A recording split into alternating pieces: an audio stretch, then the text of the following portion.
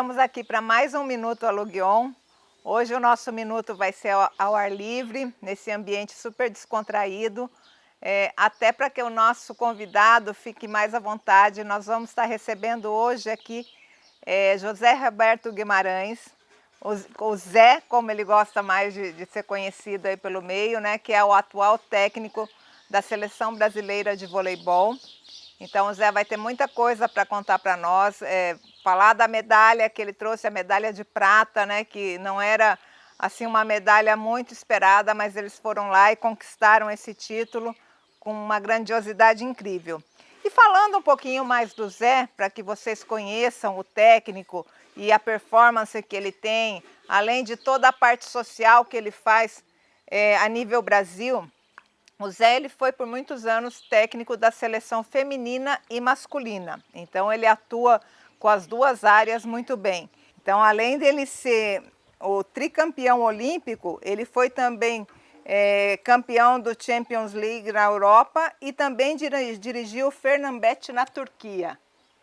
E assim, não para por aí, tá? O Zé, ele já foi por 9 vezes campeão também do Grande Prêmio Grand Prix. Exato. Né? Então, tem muita coisa aí que o Zé vai contar para nós nesses 40 anos de história dele.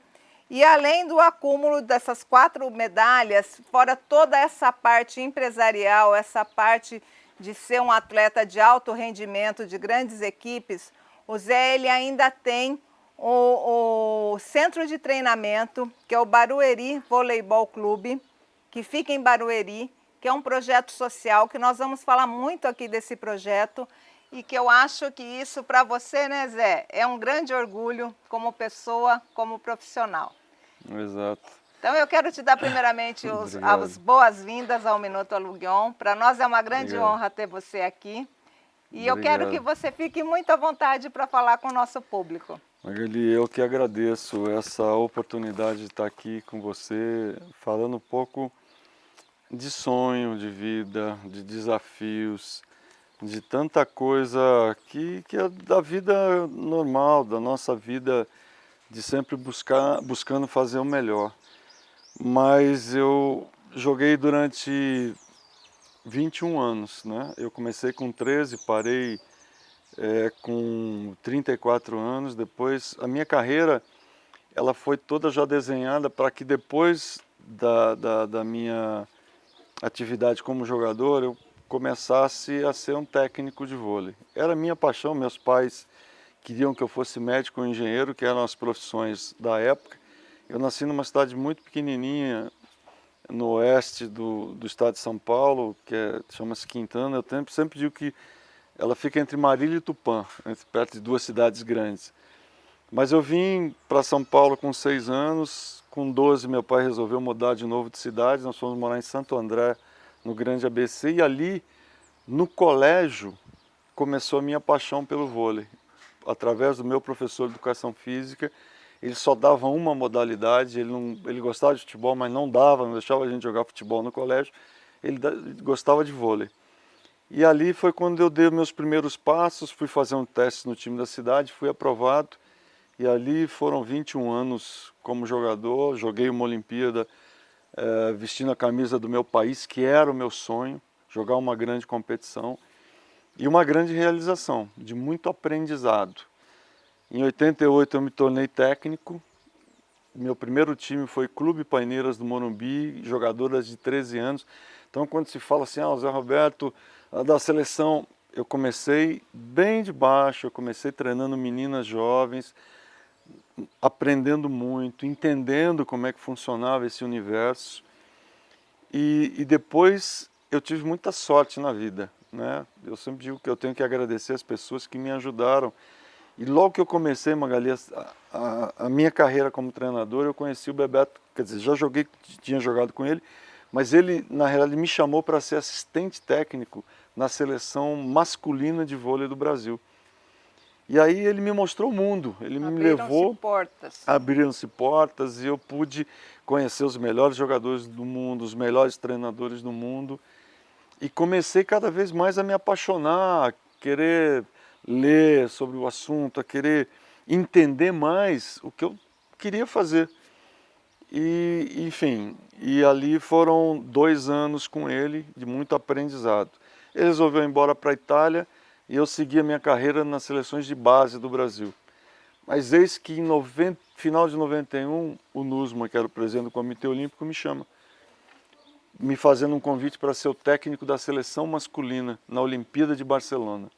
E para mim foi um choque, porque eu era muito jovem e não sabia como é que estava, se eu tinha capacidade de tocar um trabalho e responsabilidade para tocar esse trabalho, representar o meu país num grande evento. E até tem uma história que eu falo, pô, mas você tem certeza, sou eu? Ele falou, não, é você, eu acredito no trabalho, eu acho que vocês podem fazer um bom trabalho. E aí começa a minha carreira ali, onde a gente tem bons resultados assim na Liga das Nações, mas a Olimpíada a gente ganha a Olimpíada de Barcelona. E ali o mundo conheceu o Brasil voleibol, que já vinha despontando, mas nunca tinha ganho uma grande competição e jogando diferente do resto do mundo. E ali eu aprendi uma coisa importante, que o Bebeto inclusive me ensinou: faça diferente, invente, crie, não faça as mesmas coisas que os outros treinadores fazem. Então fica sempre uma dica, né, para as pessoas que estão nos vendo e ouvindo, que a gente sempre tem que buscar algo diferente. São grupos, pessoas, e quem faz na realidade a diferença, Magali, são as pessoas. E a forma como você vai se dirigir a elas, como vai motivar, como vai colocar suas ideias, a filosofia, para que seja uma filosofia do grupo, não a sua, a minha, mas o que prevalece é o grupo, que tem que ser forte, que tem que confiar cada um No seu potencial. exatamente, no seu potencial, para que a gente tenha bons resultados, porque a gente busca performance, né? E a gente corre o tempo inteiro atrás desses resultados, atrás desses pódios pelo mundo afora. É isso mesmo. Pessoal, e assim, muito do que o Zé está falando, ele usa para o esporte, mas isso é uma lição de vida para todos nós. Então, essa sua colocação de cada um dar o melhor de si, de cada um acreditar no seu potencial, isso é uma lição que nós temos que usar para a nossa vida, para o nosso dia a dia. Eu até queria fazer essa pergunta para você, que a expectativa que nós tínhamos para a medalha que foi conquistada agora nessa última Olimpíada, que foi a medalha de prata, não era uma medalha que a população em geral almejava, sim, com certeza, mas não tínhamos a convicção que ela viria. E eu acho que tem muito disso, tem muito dessa garra que você está falando, de cada um acreditar muito em si, da equipe estar muito engajada. Exato. Então, se você puder falar um pouquinho dessa medalha, eu acho que todos nós temos curiosidade de Magali, saber. é uma coisa muito interessante, porque nós saímos do Brasil com a expectativa de sermos quinto ou sexto colocados na Olimpíada, mas dentro da gente ficava sempre essa esperança de um pódio, porque quando a gente sai para representar o nosso país, a gente tem que entender que nós representamos 210, 215 milhões de pessoas. A gente representa um povo, uma bandeira, gente que trabalhadora, que sofre junto com a gente, que acorda de madrugada para nos incentivar e torcer e mandar energias positivas. Então, é uma coisa muito importante.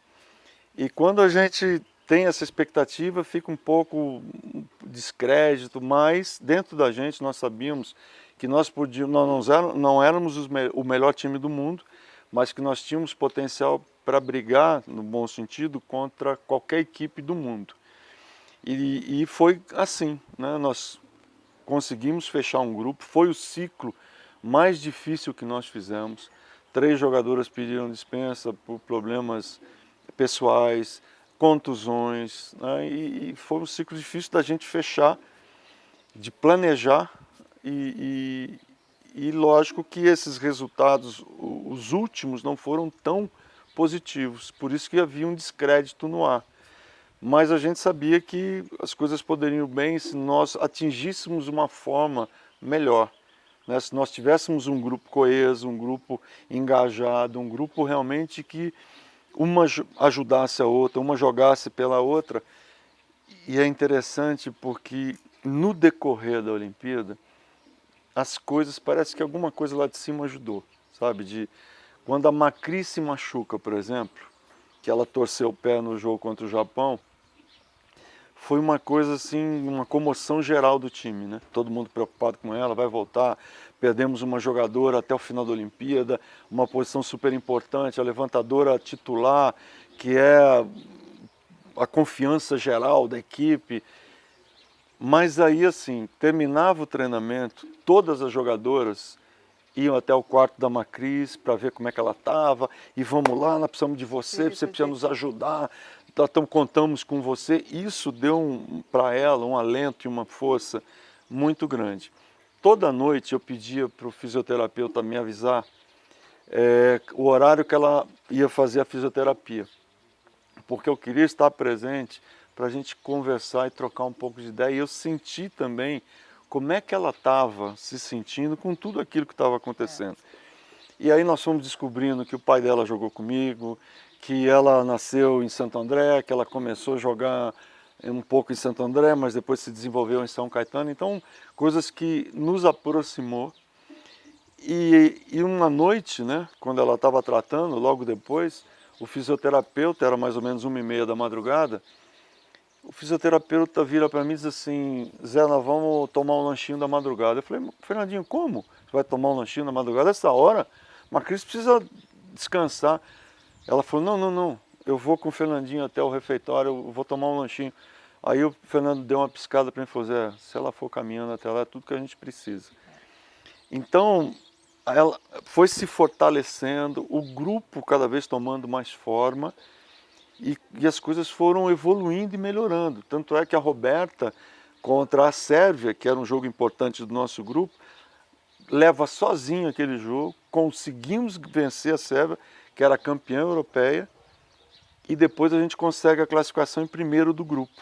Só que a gente cruzava com a Rússia, que é sempre o time que é muito antagônico a gente. Sim.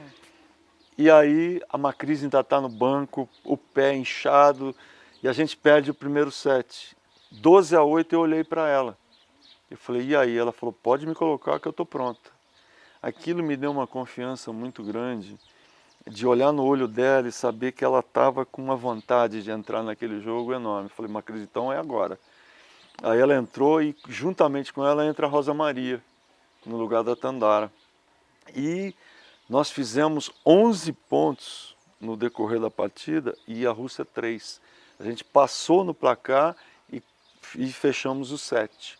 E aí ganhamos o terceiro e o quarto e passamos para a fase seguinte, que era a semifinal. Ou seja, nós já estávamos na zona de medalha. E ali a minha sensação era que o dever já estava chegando Quase que cumprido, quase, quase, quase, pessoal. quase. Aí a gente já estava, mas a energia do grupo estava muito boa. Nosso próximo adversário era a Coreia, e que a gente conseguiu passar. E aí vem os Estados Unidos. A gente pelo menos já estava com a medalha de prata no pescoço. Mas vem os Estados Unidos.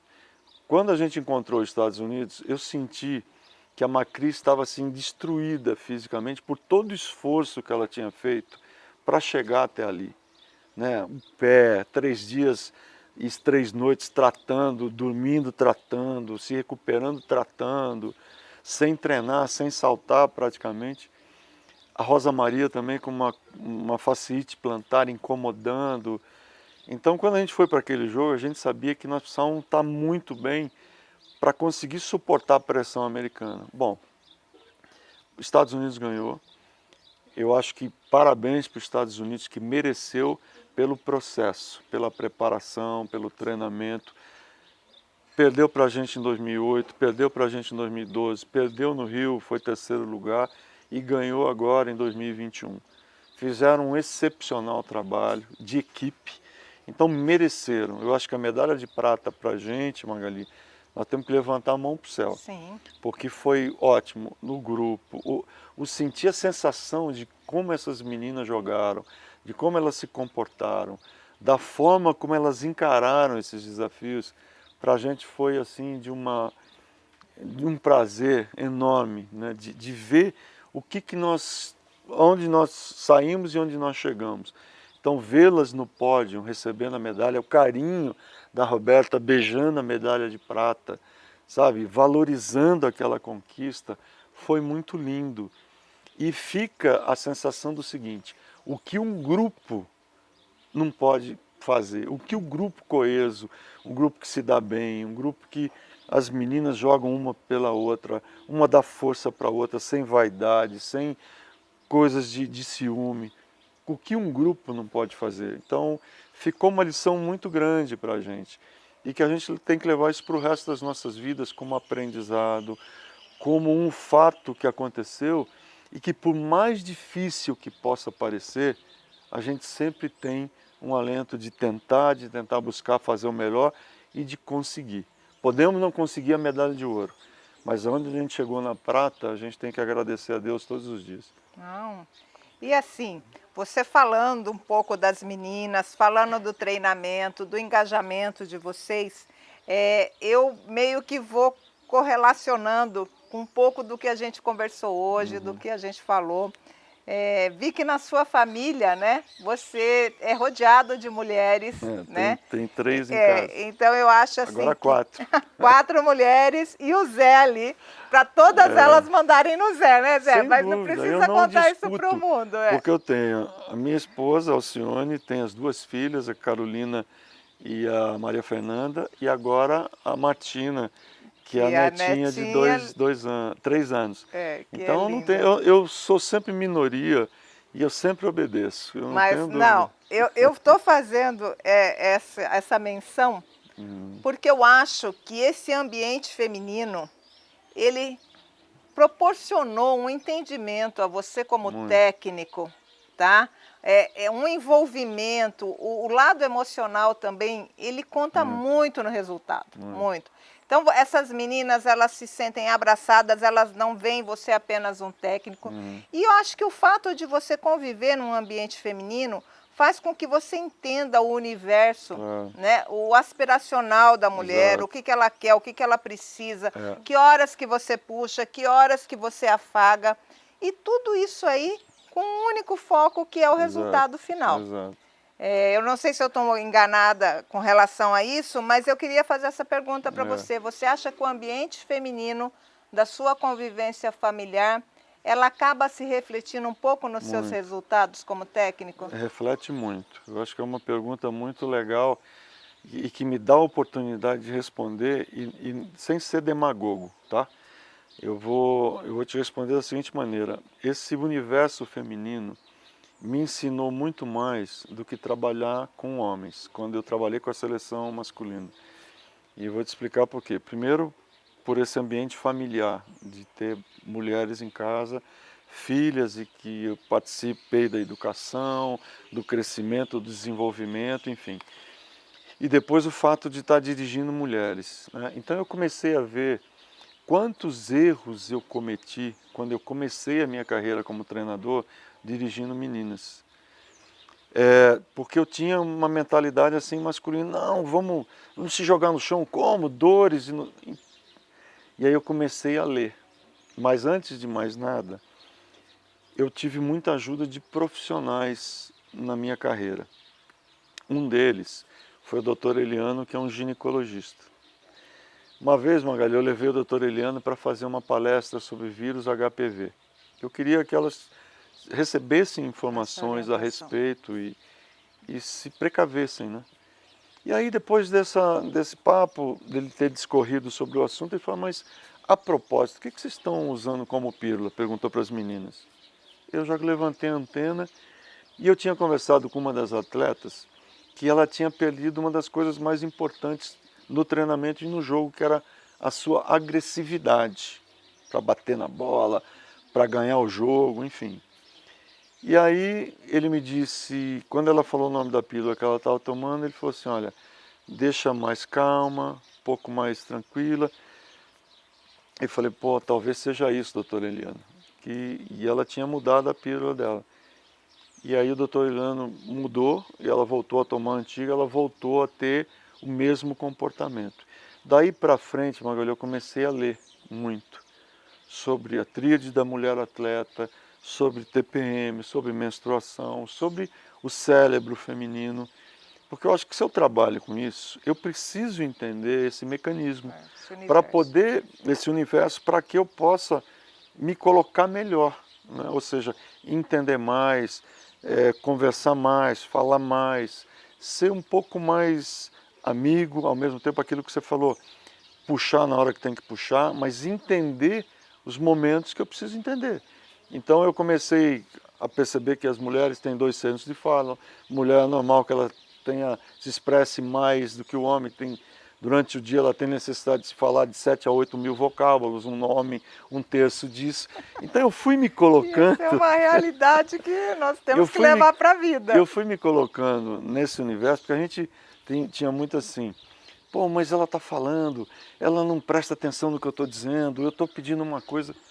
Eu comecei a entender que as mulheres têm a capacidade de prestar atenção em 4 ou 5 coisas ao mesmo tempo e saber tudo o que está acontecendo à volta dela. E nós, homens, não. Então, essa é a diferença.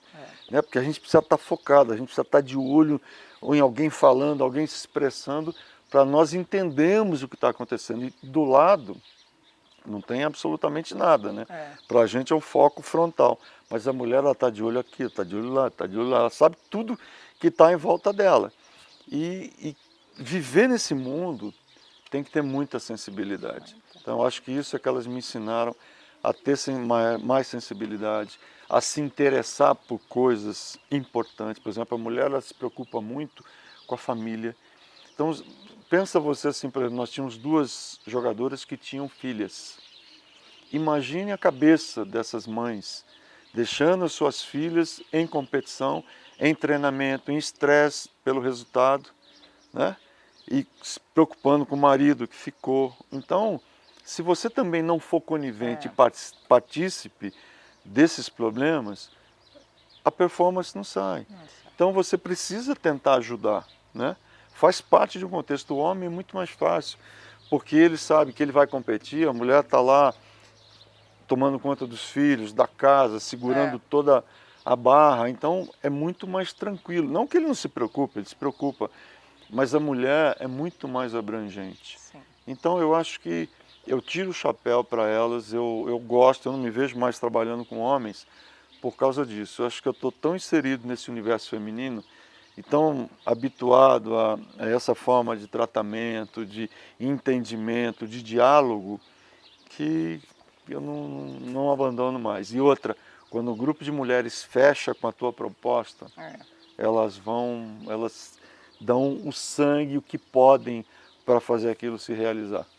Não, e é exatamente isso que a gente enxerga aí no resultado, né?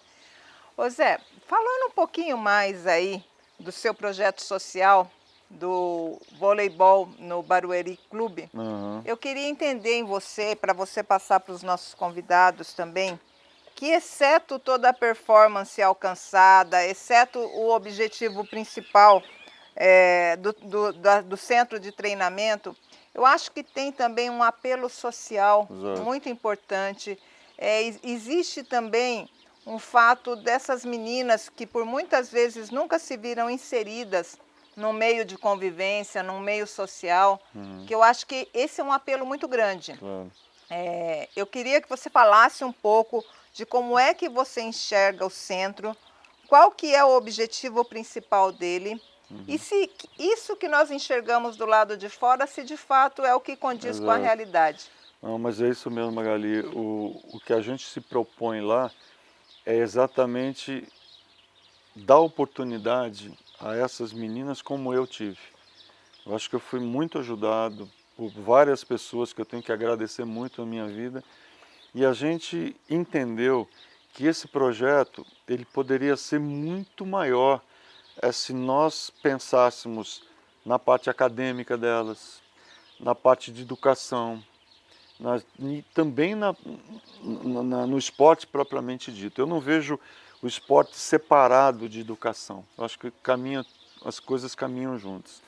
E aí a gente abriu, porque eu passei a coordenar as categorias de base da seleção nacional. E aí um dia eu estou assistindo um treino e eu gosto muito de saber de onde as pessoas vieram, de onde Sim. elas vêm. E aí eu comecei a perguntar, mas aquela grandona ali, aquela é a Diana. Mas aquela Diana, onde é que ela joga? Ah, ela está no projeto do Bradesco. Ah, mas ela é do projeto de Barueri. Me chamou a atenção aquilo. Aí, quem é aquela? Ah, aquela é a Jaqueline, levantadora. Onde ela joga? Ah, no projeto do Bradesco. Mas ela também é do projeto de Barueri. Bom, para encurtar, falei, quantas jogadoras nós temos nas categorias de base, sub-18 e sub-20, que são do projeto de Barueri, ou que eram do projeto? O técnico falou 8. Eu falei, 8 em 28 jogadoras? Daquele projeto é muita gente. E aí eu soube que o projeto tinha acabado, por isso que elas tinham migrado para o Bradesco. Eu falei, não pode, a gente precisa resgatar esse projeto de volta. E como eu tenho centro de treinamento em Barueri, que eu construí exatamente para as modalidades, a gente construiu 23 apartamentos, e aí pensando nisso eu falei, pô, eu posso ajudar.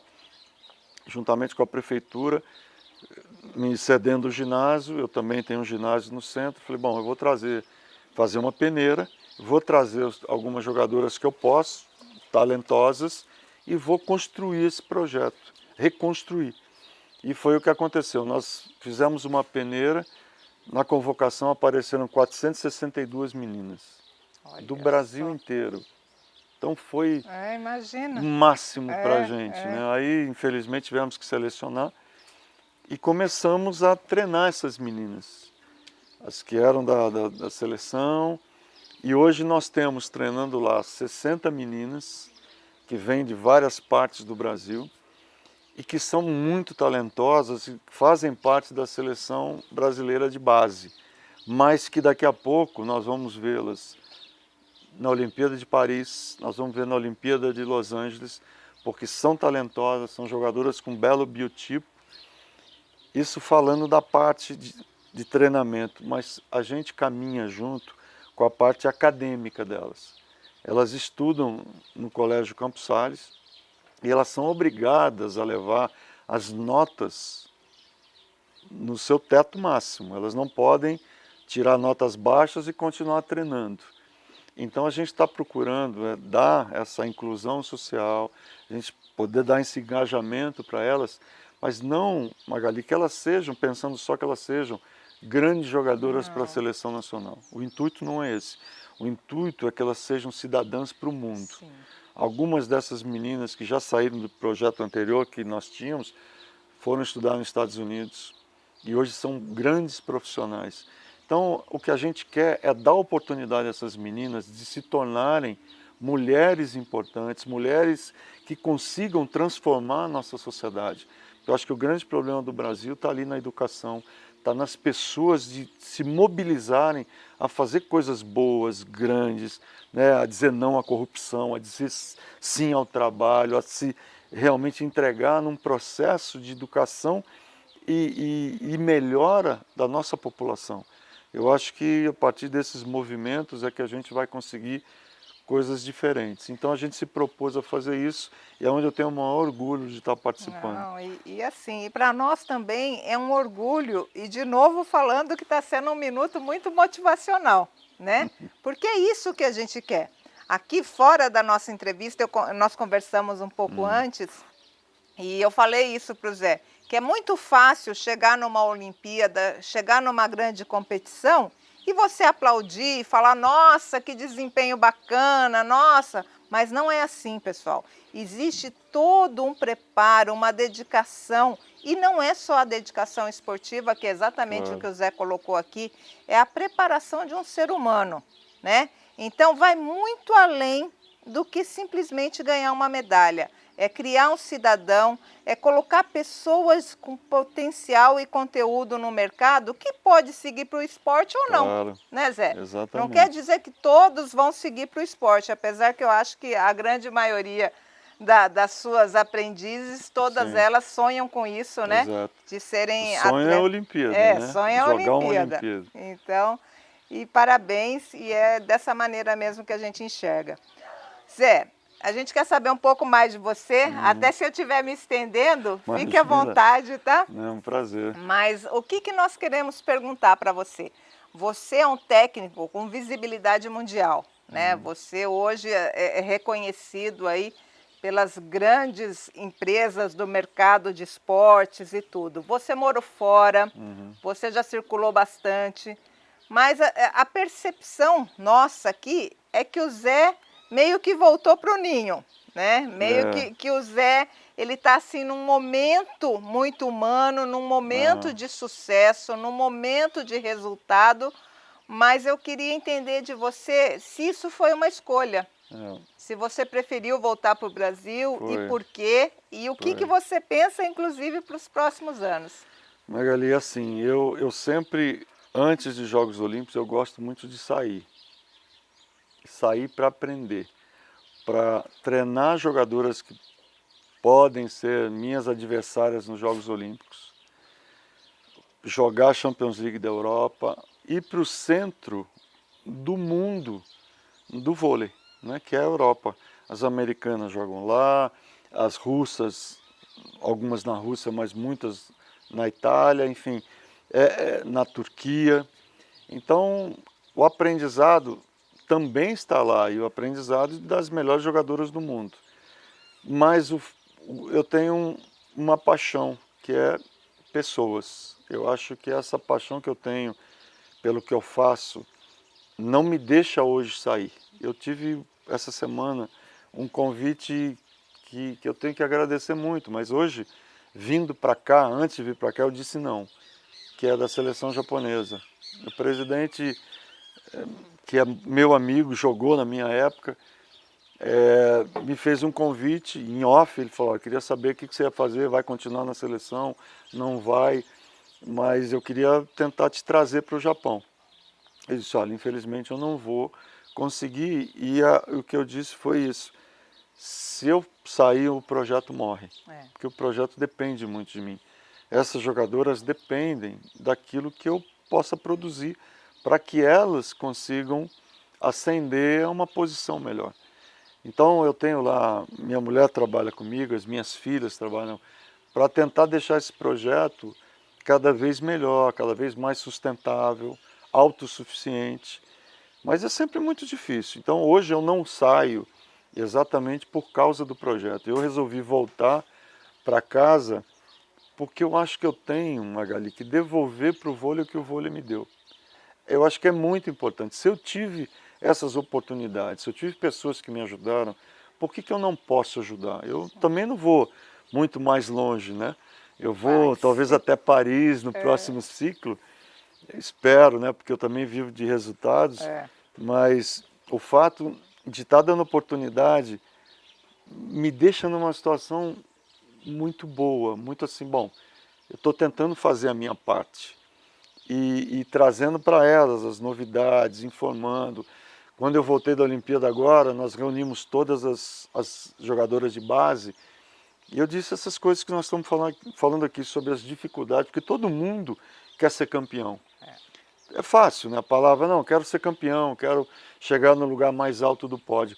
Mas e a trajetória? E o caminho de dificuldades, de pedras, de desafios, de tanta competição, né? E que você tem que se sobressair, você tem que construir, você tem que ser resiliente, você tem que tentar sempre mudar as coisas. E você só vai mudar se você se preparar muito, se você treinar muito. Porque você só consegue vencer, você consegue ser alguém, e as pessoas, é interessante isso, né?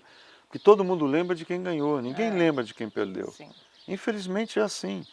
E o nosso país, ele é muito crítico nesse sentido, né? Nós temos que ressaltar a medalha de prata, que quando a gente chegou, todo mundo, pô, que resultado maravilhoso, bacana. Isso é difícil de acontecer, mas é que o brasileiro que estava aqui torcendo viu a luta que foi, a garra dessas meninas, a determinação, a atitude.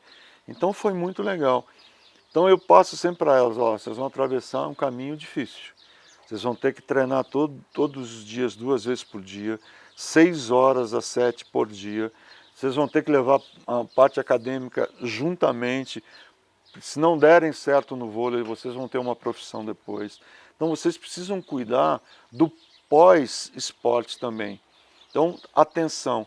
E tento mostrar para elas com exemplos de como as coisas são para você tentar chegar como as melhores jogadoras do mundo. Quantas bolas você tem que atacar, quantos movimentos você tem que repetir para chegar no movimento de uma excelência excepcional. Né? A gente não é à toa que Federer, Nadal, Nauber, Giba, Fofão, essas jogadoras, né? Agora Rosa Maria, Macris, chegaram nesse nível de excelência por muito treinamento e muita dedicação e horas a fio de treinamento. Mas também, num papo, eu estava falando da Macris, Macris estudou na mesma faculdade que eu. Olha só. E a gente ficou descobrindo lá, nesse papo, ela falou, não, fiz educação física, me formei, levei paralelamente os meus treinamentos. Falei, pô, parabéns, é muito legal, né, saber disso. Então, isso é um grande exemplo. E a gente tem que dar os nossos exemplos exatamente para as nossas crianças, para os nossos adolescentes, saberem que não vão ter vida fácil. Tudo é de muita luta, de muita dedicação, mas que se isso acontecer, o sucesso acontece também. É o resultado. Né? Tem o resultado, mas não vai cair do céu. Né? São muitas horas de tempo de treinamento e preparação para que a gente consiga ser um dos melhores times do mundo. Não, e aproveitando tudo isso que você está falando para a gente, Zé, o seu minuto, ele vai para o ar no final de outubro, que vai ser quando nós vamos estar encerrando a nossa primeira temporada do Minuto Aluguion. Então, assim, só para você entender um pouco do lado de cá, como é que a gente se espelha em você e o que a gente quer ainda ouvir do Zé, né? Então, como é que aconteceu o Aluguion? Como é que é esse novo projeto da nossa empresa e tal? Nós também, no auge da nossa crise, quando parou tudo, nada mais acontecia, nós pensamos que a gente tinha que inovar, que a gente não podia se acomodar com a situação e que tínhamos que ser mais criativos, mais ousados. E nessa busca nós idealizamos a plataforma Aluguion, que é uma plataforma que hoje é um sucesso. Nós fazemos as locações virtuais de todos os 40 shoppings do nosso grupo. Então, ali nós fazemos as locações de lojas, fazemos locações de quiosques, vendemos mídia, né? Mas foi um projeto que ele nasceu no auge da crise. Quando a gente olhava para o nosso negócio físico da área comercial de shopping center e via que estava um caos, nada acontecia ali. E nós tivemos que nos reinventar e garimpar, crescer e mostrar para o mercado que nós éramos suficientes, que nós podíamos fazer, né? E aí, muito embasado nisso tudo que você está falando, e como o seu minuto vai ser o minuto de fechamento da nossa primeira temporada do Minuto Aluguion, eu ficaria muito honrada que você passasse uma mensagem para todo o mercado de varejo, para todos os jovens que estão nos assistindo, dessa garra que você fala, da forma de se reinventar, da forma de ter um trabalho em equipe, o quanto isso facilita o seu objetivo e o nosso e o de todo mundo, que é você atingir o auge. Né? Então é o que você disse, você conquistar uma medalha é muito bom, mas não é nada fácil. Né? Então, se você puder deixar uma mensagem de final de ano aqui, vai ser muito bacana. Primeiro é uma honra estar participando e sendo o último, né, no fechamento desse início. Desse ciclo, né? Desse ciclo, mas eu fico muito feliz e é sempre a mensagem, eu sempre uso a palavra sonho, né? Que sonhar, como diz a música, não custa nada. Mas como realizar esse sonho? Como tentar viabilizar esse sonho é com muita paixão e com muito amor. Nada acontece na nossa vida se a gente não realiza as coisas com paixão e com amor. Eu acho que eu cheguei, e assim as jogadoras, a conquista de medalhas, a conquista de pódios, porque nós nos apaixonamos muito por aquilo que fazemos. Então eu não meço esforços em nenhum momento para treinar, para poder estar me exercitando, para poder estar com elas e mostrando o que elas precisam realizar para construir a vitória.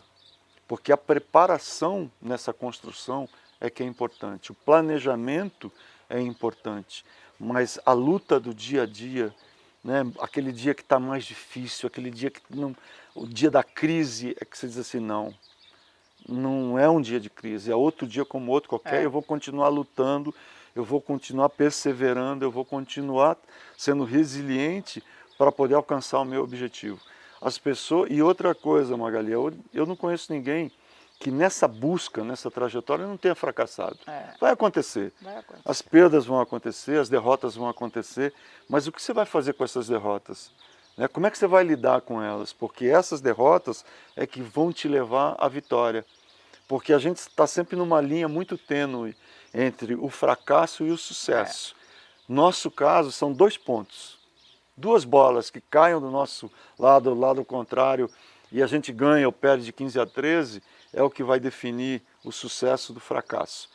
Mas o fato de se manter sempre com essa paixão e com brilho no olho, de querer representar, de querer realizar e construir, é tudo que nos leva à vitória final. Então, mesmo sendo vice-campeão olímpico, eu saio com a missão cumprida, de que eu fiz o meu melhor, eu tentei levar o melhor resultado, trazer o melhor resultado possível para o meu país e para o meu povo. E quando eu passo na rua, as pessoas dizem, olha, parabéns, o resultado foi excepcional. Eu estou feliz, porque eu realizei, eu completei a minha missão. Mas ainda vou continuar lutando, porque a vida é uma eterna luta. Mas pressão, que delícia ter pressão. Né? Que delícia você estar com aquela dificuldade naquele meio daquele jogo e não sai o ponto, a coisa não acontece. Mas é muito bom, porque eu me sinto vivo, eu me sinto com uma vontade de cada vez realizar mais. Então, sintam a vontade e o prazer de que é treinar muito, se preparar muito e amar e ser apaixonado por aquilo que fazem, porque aí não tem como dar errado. Obrigado. Não, nós que agradecemos. Eu acho que esse minuto, de fato, é um minuto memorável, Zé. Obrigado. Eu quero deixar aqui para todos os nossos convidados também, Zé, esse nosso minuto ele vai circular para o grande empresariado brasileiro. Então eu queria que você também colocasse aqui para todos que queiram participar do projeto do Barueri Voleibol Clube, como é que eles têm que fazer? Isso é super importante, sabe? Eu acho que você falou tão bem do projeto e agora eu quero falar com vocês aí. Vamos prestigiar esse projeto. Como é que a gente pode fazer essa parceria aí? Como eu disse, esse projeto para mim é uma coisa excepcional e seríssima, né? Nós queremos dar oportunidade a essas meninas, mas nós precisamos da iniciativa privada, das pessoas, das empresas que possam nos ajudar, que possam estar caminhando junto com a gente nesse projeto de tentar Pode falar para eles, é para vocês transformar isso, essas jogadoras, a vida dessas atletas, dessas adolescentes em grandes mulheres, que a gente consiga realmente manter vivo essa chama muito importante dessas atletas, dessas jogadoras, dessas jovens que vão ser grandes mulheres no futuro. Então seria muito importante a participação dos empresários, da iniciativa privada, é só procurar a gente lá em Barueri, a minha filha Carolina, depois a gente passa o telefone para vocês, Dona Alcione, a Maria Fernanda, e é Centro de Treinamento Sportville em Barueri. Todos estão convidados, né, a virem conhecer, a almoçar lá com a gente, seria um grande prazer, que é onde essas meninas treinam, onde elas se preparam, onde elas estudam também, né, agora principalmente com a pandemia online, mas será um prazer muito grande recebê-los lá. Então, nós é que agradecemos. Obrigado. Foi muito bom ter você aqui no Minuto. Muito obrigada. Um grande prazer. É um resultado assim grandioso para todos nós. Eu quero agora aproveitar e deixar para vocês também o nosso muito obrigado. Como eu disse, nós vamos encerrar a primeira temporada do Minuto Aluguion agora em outubro, mas não quer dizer que nós queremos que vocês sintam saudades do Minuto Aluguion. Vamos voltar em janeiro de 2022, totalmente revitalizados, com histórias muito boas para contar para vocês, com convidados muito especiais. E seguimos a nossa linha. A plataforma Aluguion continua firme e forte, ativa como nunca. E eu acho que o caminho é esse, pessoal. O caminho é se reinventar, o caminho é dar as mãos, né, Zé? Exato. Eu acho que ninguém é grande e ninguém é forte sozinho. Então, o espírito de equipe, o espírito colaborativo e a vontade de realizar é muito importante. Está aqui um exemplo que eu acho que o Zé mostrou claramente isso para nós. Um abraço e muito obrigado. Magali, é um grande prazer. Obrigado pela oportunidade. Virão outras, com certeza. Obrigado.